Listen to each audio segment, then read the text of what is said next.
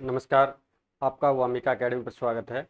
जो ऑडिट वाला आपका पार्ट चल रहा है, जिसमें आपका जो नया चैप्टर स्टार्ट किया था, यानी principles and stage of investigation में, इस चैप्टर का पार्ट 1 लास्ट वीडियो में कंप्लीट कर चुके हैं। इसका पार्ट भी स्टार्ट करेंगे। तो इंट्रोडक्शन इसका कंप्लीट कर चुके थे लास्ट वीडियो में। फिर इसके बाद में प्रिंसिपल ऑफ इन्वेस्टिगेशन कंप्लीट हो चुका था, यानी जांच के कौन से सिद्धांत है। इसके अलावा कॉन्फिडेंटली एंड प्राइवेसी, गोपनीयता के बारे में बात कर चुके हैं। फिर एनोमिटी के बारे में यानी गुमनामी के बारे में बात हो चुकी है। इसके अलावा प्रोफेशनल केयर एंड कॉम्पिटेंस के बारे में बात हो चुकी है, यानी पेशेवर देखभाल और सक्षमता।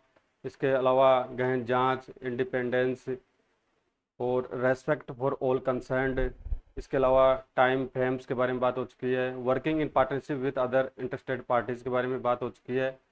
और नेशनल ऑथोराइज्ड राष्ट्रीय प्राधिकरण के बारे में बात हो चुकी है। Decision to conduct an investigation, choice of investigator, scope of investigation के बारे में हो चुकी है बात। और इन्वेस्टिगेशन प्लानिंग किस प्रकार से किया जाता है, साक्ष्य किस प्रकार जुटाए जाते हैं, विटनेस इंटरव्यू किस प्रकार से होता है, डॉक्यूमेंटिंग एंड इन्वेस्टिगेशन किस प्रकार से किया जाता है, इन्वेस्टिगेशन फाइंडिंग क्या होती है, रिपोर्ट्स क्या होती है। इसके अलावा principle of forensic accounting and investigation, जो फोरेंसिक लेखांकन होता है, उसका क्या सिद्धांत होते हैं, किस प्रकार से जांच की जाती है, उसके बारे में लास्ट वीडियो में बात हो चुकी है। What is forensic accounting and investigation, इसका मीनिंग क्या होता है। और इसके अलावा governing principle of FAIS and जो भारत का चार्टर्ड अकाउंटेंट इंस्टीट्यूट है, उसके द्वारा जो प्रिंसिपल जारी किए जाते हैं वो किस प्रकार से जारी किए जाते हैं। और इसके अलावा independence and neutrality, quality and continuous improvement, integrity and objectivity, confidentiality, professional care, skills, respecting rights and obligations, the primacy of truth, segregating facts from opinion के बारे में लास्ट क्लास में बात हो चुकी है। इसके अलावा formation of the investigation program, जांच का कार्यक्रम किस प्रकार से निर्धारित किया जाता है, उसके बारे में लास्ट क्लास में बात हो चुकी है। अब यहाँ से बात करेंगे इन कलेक्शन ऑफ एविडेंस के बारे में, यानी जो जांच की जाती है इन्वेस्टिगेटर के द्वारा एंड जांचकर्ता के द्वारा। तो जो एविडेंस होते हैं, साक्ष्य होते हैं, उसका कलेक्शन जांचकर्ता के द्वारा किस प्रकार से किया जाता है, उसके बारे में बात करेंगे। स्टार्ट करते हैं। And through examination on investigator would be gathering relevant evidence connected with the matters to be investigated. In the course of the examination of the documents and records, the investigator may require to obtain oral explanations from various personnel of the concerned business. In case his client is a person external to the businesses, it may be necessary for the investigator to get the matter formally agreed to by the business through the client. यानी जांच के माध्यम से अन्वेषक जांच किए जाने वाले मामलों से संबंधित प्रासंगिक साक्ष्य एकत्रित करेगा। दस्तावेजों और अभिलेखों की जांच के दौरान अन्वेषक को संबंधित व्यवसाय के विभिन्न कर्मियों से मौखिक स्पष्टीकरण प्राप्त करने की आवश्यकता हो सकती है। यानी मौखिक साक्ष्य प्राप्त करेगा। अगर मौखिक की आवश्यकता है तो मौखिक साक्ष्य प्राप्त कर सकता है। यदि उसका ग्राहक व्यवसाय से बाहर का व्यक्ति है तो अन्वेषक के लिए ग्राहक के माध्यम से व्यवसाय से मामले की औपचारिक सहमति प्राप्त करना भी आवश्यक हो सकता है। ठीक है। इसके अलावा नेक्स्ट जांच करेगा, यानी जांचकर्ता को सबसे ठोस सबूतों जांचकर्ता को सबसे ठोस सबूतों की तलाश करनी चाहिए। उसे सभी उपलब्ध सबूतों की खोज और जांच करनी चाहिए और एक एक करके सबूतों को छांटकर और उनकी पुष्टि करके मामले की सच्चाई तक पहुंचने का प्रयास करना चाहिए।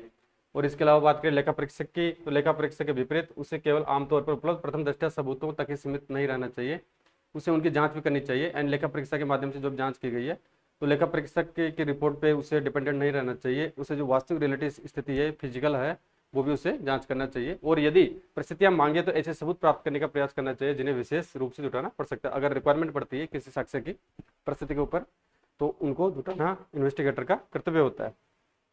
अब इसका एग्जाम्पल से देखते हैं कि उदाहरण के रूप में देखें तो उदाहरण के लिए जैसे भूमि के मूल्यांकन के मामले में उसे व्यवसाय के अभिलेखों और भूमि के लिए प्राप्त किसी भी बोली के अभिलेखों के अनुसार उपलब्ध साक्ष्यों पर अवश्य ध्यान देना चाहिए। एंड लैंड की रिकॉर्डिंग, इसके अतिरिक्त उसे आसपास के क्षेत्र में उसी समय भूमि की बिक्री या खरीद के मूल्यों पर भी ध्यान देना चाहिए कि भूमि की वास्तु की जो वैल्यू है वो क्या है, क्या इसको ज़्यादा तो नहीं दर्शाया गया है या कम तो नहीं दर्शाया गया है, जो भी स्थिति है वो उसे मेंशन करनी चाहिए। इसके लिए उसे भूमि पंजीकरण एंड भूमि रजिस्ट्रार कार्यालय होता है, वहाँ जाकर भी भूमि की वास्तविक स्थिति की जो वास्तविक रिकॉर्ड है उसकी जांच करनी चाहिए। वह भूमि मूल्यांकन विशेषज्ञों की रिपोर्ट भी मंगवा सकता है। जो भूमि का मूल्यांकन करते हैं, जो इवेल्युएटर होते हैं, प्रोफेशनल व्यक्ति होते हैं, विशेषज्ञ होते हैं, उनसे रिपोर्ट भी प्राप्त कर सकता है। ठीक है। नेक्स्ट है analysis and interpretation of findings, यानी निष्कर्षों का विश्लेषण और व्याख्या किस प्रकार से की जाएगी। जो भी निष्कर्ष निकाले गए हैं जांच के माध्यम से, साक्ष्यों के माध्यम से, गवाहों के माध्यम से, मौखिक इंटरव्यू के माध्यम से, तो उनका विश्लेषण किस प्रकार से करेगा और उनका इंटरप्रेशन यानी व्याख्या किस प्रकार से इन्वेस्टिगेटर के द्वारा की जाएगी।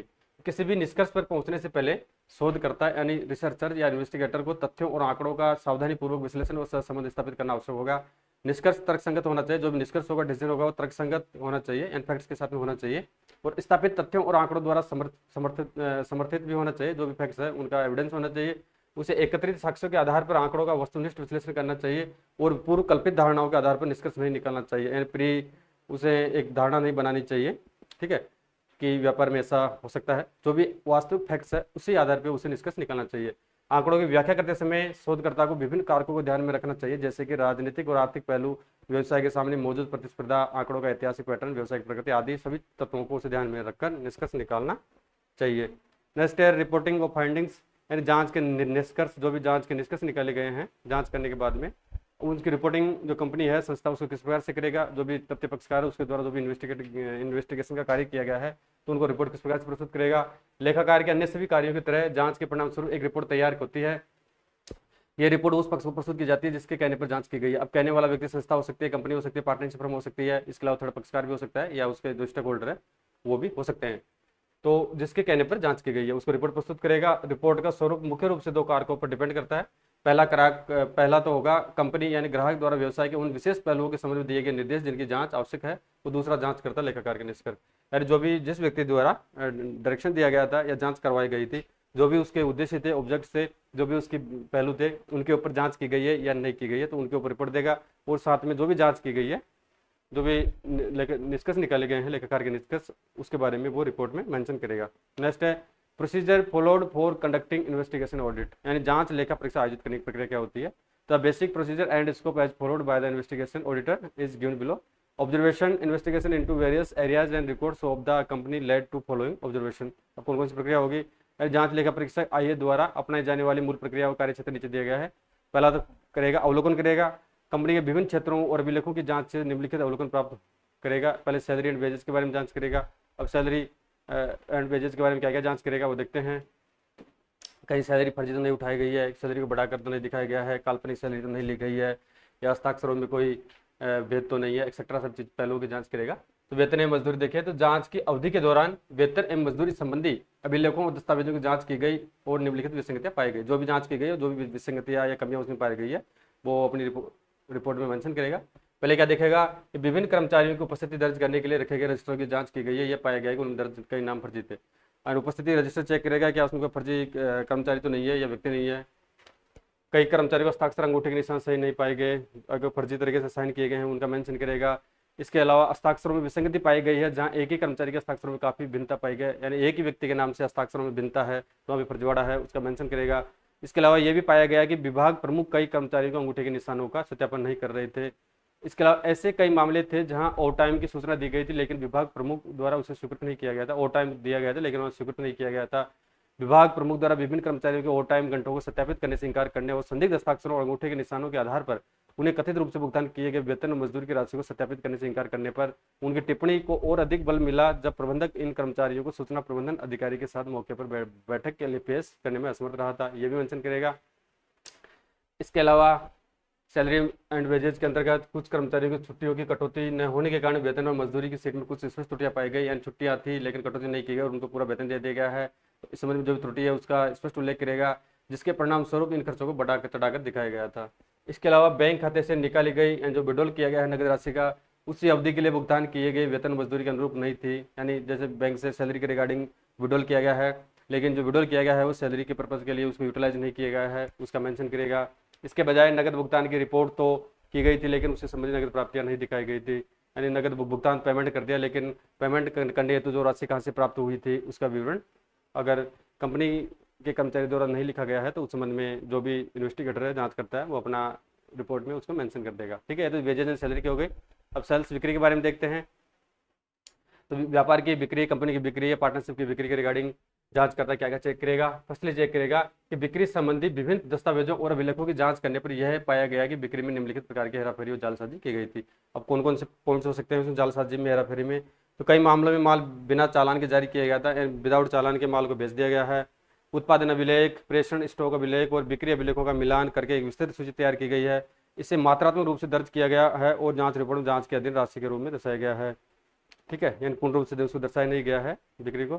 कुछ बिक्री चालान खाली रखे गए थे ताकि बाद में अभिलेखों में हेराफेरी की जा सके। जो भी बिक्री के चालान थे वाउचर से उनको खाली रखा गया था ताकि बिक्री को बड़ा चढ़ाकर दिखाया जा सके, फर्जीवाड़ा किया जा सके। तो इसका मेंशन जांचकर्ता द्वारा अपनी रिपोर्ट में करना होगा। कई मामलों में यह पाया गया है कि दर्ज की गई बिक्री अनुमोदित दर सूची से कम दरों पर की गई थी, जिसे बिक्री में हेराफेरी की गई। इससे भी मात्रात्मक रूप से दर्ज किया गया और जांच रिपोर्ट में जांच के अधीन राशि के रूप में दर्शाया गया। एन बिक्री जैसे 10,000 की थी लेकिन वहाँ 5,000 रुपया ही शो किया गया है ताकि बाद में जालसाजी की जा सके। नेक्स्ट है परचेज के रिगार्डिंग चेक करेगा, यानी जो व्यापार द्वारा खरीद की जाती है कच्चे माल की या फिनिश गुड्स की, उस संबंध में जो भी जांच करता है इन्वेस्टिगेटर वो जांच करेगा कि खरीद को निम्न प्रकार की धोखाधड़ी और जालसाजी के माध्यम से बड़ा चढ़ाकर दिखाया गया है। अब इसमें कौन कौन से रीजन हो सकते हैं? फर्स्ट हो सकता है कि खरीद को दो प्रकारों में वर्गीकृत किया गया था, अचल संपत्तियों की यानी स्थायी संपत्तियों की खरीद और उपभोग योग्य सामग्रियों कच्चे माल की खरीद, यानी माल और संपत्तियों की अलग अलग खरीद की गई है। उस संबंध में किस प्रकार से फर्जीवाड़ा किया जा सकता है वो देखते हैं। नेक्स्ट है अचल संपत्तियों की खरीद के बारे में देखते हैं पहले। तो अचल संपत्तियों में आपके जो मशीनरी है, प्लांट है, फर्नीचर है, भूमि है, एक्सेट्रा अचल संपत्तियां होती है। तो संयंत्र, मशीनरी, फर्नीचर, फिक्सर और अन्य वस्तु जैसे पूंजीगत वस्तुओं की खरीद से संबंधित अभिलेखों की समीक्षा करने पर यह पाया गया कि कंपनी द्वारा सामान्य रूप से स्थापित खरीद प्रक्रियाओं का पालन नहीं किया गया था। स्थापित मानदंडों की अनदेखी करते हुए कोटेशन नहीं मंगवाए गए थे। ठीक है, और कोटेशन के अभाव में की गई किसी प्रकार की जांच पड़ताल को दर्ज करने के लिए कोई दस्तावेज मौजूद नहीं थे।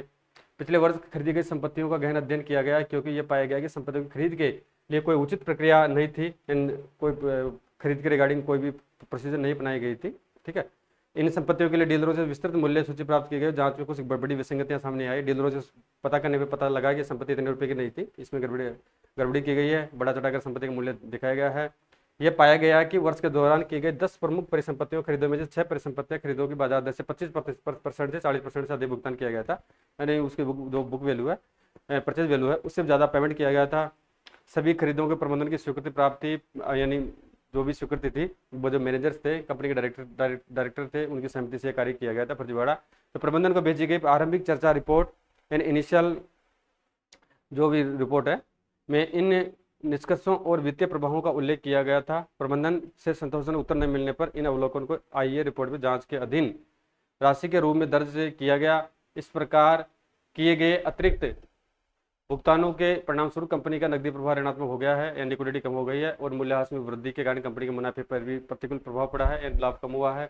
अचल परिसंपत्तियां रजिस्टर की समीक्षा की गई थी और यह पाया गया कि परिसंपत्तियों के कोडीकरण और नियमित भौतिक सत्यापन की कोई प्रक्रिया नहीं थी, यानी कोडीकरण भी नहीं किया गया था, वहाँ पे भौतिक सत्यापन भी नहीं किया जा रहा था कि संपत्तियां इतनी खरीदी गई है, और संपत्तियां खरीदी नहीं गई थी लेकिन व्यापारी ने उसको शो कर रखा था, और जो खरीदी गई थी उनका मूल्य बढ़ा चढ़ाकर दिखाया गया था पुस्तकों में। कंपनी के 3 वर्षों के वित्तीय विवरणों की जांच की गई और यह पाया गया कि परिसंपत्तियों के बट्टे में खाते में डालने के नियमित मामले थे, यानी बट्टे खाते में इनको डाला गया है। संबंधित भौतिक सत्यापन रिपोर्टों और प्रबंधन के उचित स्पष्टीकरण के अभाव में यह अनुमान लगाया गया कि इन राशियों को भी आईए द्वारा जांच के अधीन राशि के रूप में दर्ज किया जा सकता है। तो इस प्रकार से जो भी कमियां उसको पकड़ेगा। और लास्ट इस दृष्टिकोण को एक तकनीकी विशेषज्ञ की प्रतिकूल रिपोर्ट से बल मिला, जिसकी राय उपयोग की अवधि, सामान्य टूट-फूट और कंपनी द्वारा बट्टे खाते में डाली गई संपत्तियों की नियमितता के संबंध में मांगी गई थी। ठीक है, तो इस प्रकार से जो परचेज के रिगार्डिंग है वो ऑडिटर जो भी यहाँ पे ऑडिटर शब्द यूज नहीं करेंगे, यानी जो भी इन्वेस्टिगेटर है जांच करता है वो यहाँ पे जांच कर लेगा। ठीक है, जो संपत्तियों का हो गए। अब देखते हैं उपभोग हो गया माल, या जो भी माल है, तो माल के रिगार्डिंग क्या क्या गड़बड़ियाँ हो सकती है और उसको रिपोर्ट में क्या क्या मेंशन करना होगा। तो उपभोग योग्य सामग्रियों और कच्चे माल की खरीद के बारे में बात कर रहे हैं यहाँ पे। तो जांच शुरू होने पर स्टॉक का भौतिक सत्यापन किया गया और समय समय पर अपनाए गए मूल्यांकन के आधार पर जांच की गई। एंड जो भी माल है वो स्टॉक में होता है तो स्टॉक रजिस्ट्रेशन की जांच की गई, और जो वर्तमान जो मूल्यांकन की प्रक्रिया है उनके मूल्यांकन किस विधि के आधार पर किया जाता है तो उसकी जाँच की गई। स्टॉक के मूल्यांकन में वर्षों से हो रहे बदलाव की कीमतों में हुए संबंधित बदलाव से कोई संबंध नहीं था और इसका कारण गलत मूल्यांकन माना गया। खरीद चालानों और बाजार मूल्यों के साथ मूल्यांकन की जांच की गई और पाया गया कि कच्चे माल की खरीद को बढ़ा चढ़ाकर दिखाने के लिए कुछ फर्जी खरीद चालान दर्ज किए गए थे। जो भी कच्चे माल है उनकी कीमतों में वृद्धि या फर्जीवाड़ा करने हेतु फर्जी चालान तैयार किए गए थे। कच्चे माल की खरीद और खपत का उत्पादन अभिलेखों के साथ संबंध स्थापित किया गया। यह पाया गया कि सामान्य अपव्यय को ध्यान में रखने के बाद उत्पादन के आंकड़े कच्चे माल की खपत के आंकड़ों से बिल्कुल भिन्न थे, यानी फर्जीवाड़ा था, मैचिंग नहीं हो रहा था। इससे ऐसी स्थिति उत्पन्न हुई या क्रिएट हुई जहां बड़ी मात्रा में कच्चा माल फिर से खरीदा जाना था, बही खातों में तो दिखाया जा रहा था, हालांकि भौतिक स्थापना करने पर संबंधित स्टॉक उपलब्ध नहीं था। यानी कच्चा माल पुस्तकों में तो शो किया जा रहा था कंपनी द्वारा, लेकिन जो कच्चा माल था वो फिजिकल स्थिति में अगर उसका वेरिफिकेशन किया जाता है तो वो कच्चा माल कंपनी के स्टॉक रजिस्टर में एंटर नहीं था, यानी फर्जी तरीके से माल खरीदा गया था और उसका पेमेंट किया गया था काल्पनिक। एक तकनीकी विशेषज्ञ से स्वतंत्र राय ली गई जिसने जांच रिपोर्ट के निष्कर्ष में पुष्टि की। इस प्रकार यह रिपोर्ट किया गया कि खरीद को जांच रिपोर्ट में जांच के तहत रिपोर्ट की गई राशि के रूप में उल्लिखित सीमा तक बढ़ा चढ़ाकर दिखाया गया था। ठीक है, तो इस प्रकार से जो माल है, माल में इस प्रकार से गड़बड़ी की जा सकती है, और परचेज में किस प्रकार से की जाती है, सेल्स में किस प्रकार से की जा सकती है, और वेजेज एंड सैलरी के रिगार्डिंग किस प्रकार से गड़बड़ी कंपनी या संस्था द्वारा की जा सकती है, उसकी जांच इन्वेस्टिगेटर द्वारा जो भी फैक्ट्स दिए गए हैं उनके आधार पर उसे जांच करना होता है। तो आपका ये चैप्टर है यानी कंप्लीट हो चुका है। ठीक है, अब इसमें जो टेक्निकल टर्म्स हैं या ग्लोसरी है उसके बारे में बात कर लेते हैं, या टेक्निकल शब्दों का बहुत ही इंपॉर्टेंट है। तो फर्स्टली देखेंगे टेक्निकल टर्म्स देखेंगे। इंडिपेंडेंट ऑडिटर्स रिपोर्ट क्या होती है, फोरेंसिक अकाउंटिंग क्या होता है, DAAB क्या होता है, फ्रॉड क्या होता है, लिटिगेशन क्या होता है, इन्वेस्टिगेशन क्या होता है, प्रोप्राइटरी फंड यानी स्वामित्व फंड क्या होता है, निधि क्या होती है, कंप्लाइंस ऑडिट क्या होती है, इसके अलावा ड्यू प्रोफेशनल केयर क्या होता है, एंगेजमेंट लेटर क्या होता है, ऑडिट प्लान्स क्या है, ऑडिट प्रोग्राम क्या है, इंटरनल ऑडिट क्या होती है, इफेक्टिव डेट्स क्या होती है, और उसके बाद में जो फुल फॉर्म है जो भी देर की है उसके बारे में बात करेंगे। शॉर्ट फॉर्म देर की है तो उनके फुल फॉर्म के बारे में बात करेंगे। एग्जाम में क्वेश्चन आ सकता है कि इसका फुल फॉर्म क्या होगा। तो पहले देखते हैं स्वतंत्र लेखा परीक्षक की रिपोर्ट, यानी जो इंडिपेंडेंट ऑडिटर होता है उसकी रिपोर्ट क्या होती है। स्वतंत्र लेखा परीक्षक की रिपोर्ट लेखा परीक्षा के परिणामों को संप्रेषित करने वाला एक औपचारिक पत्र है। रिपोर्ट में वित्तीय विवरणों पर लेखा परीक्षक की राय भी शामिल होती है, यानी जो भी राय दी गई है उसमें शामिल होती है, और ये भी कि क्या वे आमतौर पर स्वीकृत लेखा परीक्षा मानकों यानी जो भी जनरली एक्सेप्टेड अकाउंटिंग स्टैंडर्ड है, मानक है, प्लान है, उनको लागू लेखांकन के अन्य व्यापक आधार के अनुसार निष्पक्ष रूप से प्रस्तुत किया गया है, नहीं किया गया है। फिर नेक्स्ट है फोरेंसिक लेखांकन है। तो फोरेंसिक लेखांकन का सर्वोपरि उद्देश्य तथ्यों और साक्ष्यों को एकत्रित करना है, विशेष रूप से वित्तीय लेन देन और परिचालन व्यवस्थाओं के क्षेत्र में, ताकि पेशेवर को एक स्वतंत्र विशेषज्ञ दृष्टिकोण बनाने में मदद मिल सके। लेकिन पेशेवर राय व्यक्त करने के लिए नहीं होता है, यानी जो पेशेवर है फोरेंसिक लेखांकन वाला व्यक्ति वो राय व्यक्त करने के लिए नहीं होता है, और कानून की अदालत में कानूनी मामले का समर्थन किया जा सकता है फोरेंसिक लेखांकन के माध्यम से। नेक्स्ट है DAAB डिजिटल, इसका फुल फॉर्म होता है, ध्यान रखना आपको, डिजिटल लेखांकन और आश्वासन बोर्ड यानी digital accounting and assurance board DAAB, जो भारतीय चार्टर्ड अकाउंटेंट संस्थान है ICAI की एक गैर स्थायी समिति है। जो क्या है ये ध्यान रखना है कि भारतीय DAAB अगर एग्जामिनेशन आ जाए तो ये ICAI की एक गैर स्थायी समिति है। ठीक है, इस क्षेत्र में अपने सदस्यों द्वारा किए गए कार्य को मानकीकृत करने, फोरेंसिक लेखांकन और जांच मानकों FAIS का एक सेट जारी भी इसके द्वारा किया जाता है। किसके द्वारा? ICAI द्वारा DAAB के रिगार्डिंग। नेक्स्ट है फ्रॉड है, धोखाधड़ी है। धोखाधड़ी किसी अन्य व्यक्ति को छल या अन्य अनुचित साधनों के माध्यम से संपत्ति या धन से वंचित करने का कोई भी जानबूझकर या सोची समझी कार्रवाई हो सकती है।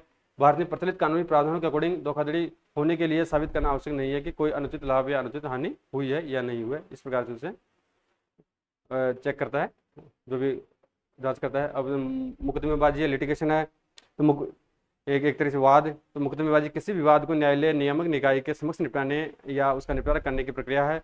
मुकदमेबाजी में वैकल्पिक विवाद समाधान तंत्र भी शामिल हो सकता है। इसके अलावा जांच के बारे में बात करें, इंक्वायरी के बारे में जांच करें, तो कथित कानूनी, नैतिक या संविधात्मक उल्लंघन के संबंध में साक्ष्यों, दस्तावेजों, तथ्यों और गवाहों के बयानों की गहन जांच। इस जांच में कथित उल्लंघन के तथ्यों को प्रदर्शित करने के लिए साक्ष्यों का संग्रह किया जाता है, डॉक्यूमेंटेशन किया जाता है या दस्तावेजीकरण किया जाता है, और मूल्यांकन इवैल्यूएशन इसमें शामिल होता है, इस उम्मीद के साथ कि मामले को न्यायालय या नियामक निकाय के समक्ष लाया जा सकता है। नेक्स्ट है स्वामित्व निधि। स्वामित्व निधि रिपोर्टिंग परिचालन आय, शुद्ध स्थिति में परिवर्तन, वित्तीय स्थिति और नकदी प्रवाह के निर्धारण पर केंद्रित होती है। स्वामित्व निधि श्रेणी में उद्यम निधि और आंतरिक निधि भी शामिल होती है, ध्यान रखना है। स्वामित्व निधि के अंतर्गत एक तो उद्यम निधि होती है, क्या होती है? उद्यम निधि होती है, और इसके अलावा आंतरिक सेवा निधि भी इसमें इंक्लूड की जाती है। ध्यान रखना आपको, स्वामित्व निधि के अंतर्गत दो निधियां होती है, उद्यम निधि और आंतरिक सेवा निधि। नेक्स्ट है अनुपालन लेखा परीक्षा एंड कंप्लायंस ऑडिट एग्जामिनेशन है। तो किसी संस्था द्वारा लागू अनुपालन आवश्यकताओं के अनुपालन की किसी कार्यक्रम विशिष्ट लेखा परीक्षा संगठन व्यापी लेखा परीक्षा होती है। इसके अलावा उचित व्यवसायिक सावधानी है, यानी उचित व्यवसायिक सावधानी का अर्थ है समान परिस्थितियों में एक विवेकशील और सक्षम व्यक्ति से अपेक्षित सावधानी और कौशल का प्रयोग करना है, यानी किस प्रकार से व्यक्ति में गुण होने चाहिए। लेखा परीक्षक लागू लेखा परीक्षा मानकों के अकॉर्डिंग अपनी लेखा परीक्षा करते समय उचित व्यवसायिक सावधानी बरतते हैं। और फिर अनुबंध पत्र है। अनुबंध पत्र क्या होता है? तो अनुबंध पत्र लेखा पारियों और लेखा परीक्षा के लिए जिम्मेदार पक्षों के बीच लेखा परीक्षा की सहमति शर्तों का दस्तावेजीकरण करता है। यानी अनुबंध पत्र जो जांच करता है, जो लेखाकार है या ऑडिटर है, उसके मध्य एक तरह से एग्रीमेंट किया जाता है, वही अनुबंध पत्र होता है। समझौते में लेखा परीक्षा का उद्देश्य और दायरा, संबंधित पक्षों की जिम्मेदारियां, लेखा परीक्षा का समय और लेखा परीक्षा द्वारा की जाने वाली रिपोर्टों का अपेक्षित स्वरूप और विषय वस्तु इसमें शामिल होती है। इसके अंतर्गत जो भी लेखाकार होता है, जो जांचकर्ता होता है, लेखा परीक्षक होता है, ठीक है, तो उसका जो एग्रीमेंट किया गया उसमें उसका उद्देश्य क्या है, जांच का दायरा क्या है, संबंधित पक्षों की जिम्मेदारियां, रेस्पॉन्सिबिलिटी क्या है, राइट्स क्या है, ऑडिट का टाइम या जांच का टाइम कितना रहेगा, उसके द्वारा किए जाने वाले कार्य कौन कौन से होंगे, किस प्रकार से उसे रिपोर्ट पेश करनी है, इस प्रकार का एग्रीमेंट अनुबंध पत्र में किया जाता है। जैसे लेखा परीक्षा योजना है, ऑडिट प्लानिंग है, एक निश्चित अवधि आमतौर पर 3 वर्ष में जो लेखा परीक्षा योजना है 3 वर्ष में की जाने वाली लेखा परीक्षाओं का विवरण व समय सारणी है। इसमें लेखा परीक्षा किए जाने वाले क्षेत्र है, कार्य का प्रकार है, दायरा है, उच्च स्तरीय उद्देश्य इसमें इंक्लूड होते हैं। फिर लेखा परीक्षा कार्यक्रम है यानी ऑडिट प्लान है। तो लेखा परीक्षा प्रक्रिया को नियंत्रित करने वाली नीतियां और प्रक्रियाएं होती है, यानी किस प्रकार से कार्यक्रम किया जाएगा, किस प्रकार से कंट्रोल किया जाएगा, कौन कौन सी पॉलिसीज के अंतर्गत कार्य किया जाएगा। नेक्स्ट है नियंत्रण कंट्रोल है। तो महत्वपूर्ण जानकारी की अखंडता बनाए रखना यानी गोपनीय रखना, परिचालन वित्तीय लक्ष्यों को पूरा करने और या प्रबंधन नीतियों को संप्रेषित करने के तरीके हैं।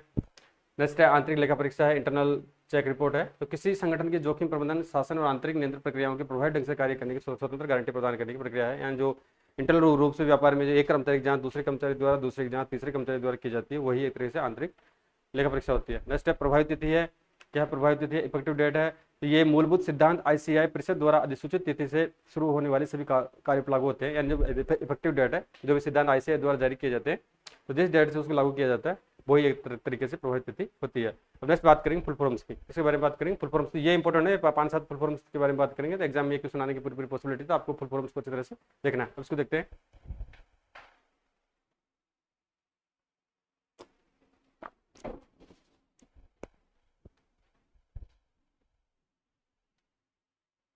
अब देखते हैं फुल फॉर्म्स को। तो पहला है आईए, किसकी फुल फॉर्म देखेंगे? आईए की। तो आईए की फुल फॉर्म होती है इन्वेस्टिगेशन ऑडिटर। क्या होता है? Investigation auditor. और एफएआर का फुल फॉर्म होगा द फिक्स्ड असेट्स रजिस्टर, यानी स्थायी संपत्ति का रजिस्टर होता है, उसको एफएआर शॉर्ट में बोला जाता है। फिर नेक्स्ट है एफएआईएस यानी forensic accounting and investigation standard होता है, ठीक है। फिर आईसीआई तो the institute of chartered accountant of India होता है। पीवीए होता है फिजिकल वेरिफिकेशन ऑफ असेट्स, यानी जो भौतिक सत्यापन किया जाता है संपत्तियों का, तो उसको शॉर्ट में पीवीए कहा जाता है, यानी PVA physical verification of assets. फिर आईडीएनपी है, तो इनिशियल डिस्कशन नोट प्रिपरेशन है। जीएएपी है यानी जनरली एक्सेप्टेड अकाउंटिंग प्रिंसिपल्स है, जो आईसीआई द्वारा जारी किए जाते हैं। और इसके अलावा जीएएस है यानी जनरली एक्सेप्टेड ऑडिटिंग स्टैंडर्ड है। और इसके अलावा एसी है अकाउंटिंग फॉर कंटिजेंसी, यानी जो संदिग्ध है या आकस्मिक है उनके लिए जो अकाउंटिंग किस प्रकार से की जाती है उसके यहाँ पे फुल फॉर्म दे रखा है, ठीक है। तो ये चैप्टर कंप्लीट हो चुका है। अगर इसके हिंदी वर्जन देखें तो इन्वेस्टिगेटर रिपोर्ट है, अचल संपत्ति रजिस्टर है, फोरेंसिक लेखांकन जांच मानक है, भारतीय चार्टर्ड अकाउंटेंट संस्थान है, परिसंपत्तियों का भौतिक सत्यापन है, आरंभिक चर्चा नोट तैयार करना है, आईडीएनपी का मतलब, और जीएपी सामान्य रूप से स्वीकृत लेखा सिद्धांत है, और जीएएस का मतलब होता है सामान्य रूप से स्वीकृत लेखा परीक्षा मानक है। और लास्ट है एसी और आकस्मिकताओं के लिए लेखांकन किस प्रकार से किया जाता है, उनकी यहाँ पे शॉर्ट फुल फॉर्म दे रखी है, ठीक है। फ्रेंड्स, आपका जो चैप्टर है principle and stages of investigation वाला कंप्लीट हो चुका है, इसको 2 वीडियो में कंप्लीट कर चुके हैं। अगर आपको किसी प्रकार की क्वेरीज हो तो कमेंट करके जरूर बताएं। अब नेक्स्ट वीडियो में आपका नया चैप्टर स्टार्ट करेंगे। तो लगभग आपके 9 चैप्टर कंप्लीट हो चुके हैं ऑडिट के। अब आपके 7-8 चैप्टर और रिमेनिंग है, तो इनको जल्दी कंप्लीट कर लेंगे। Thank you.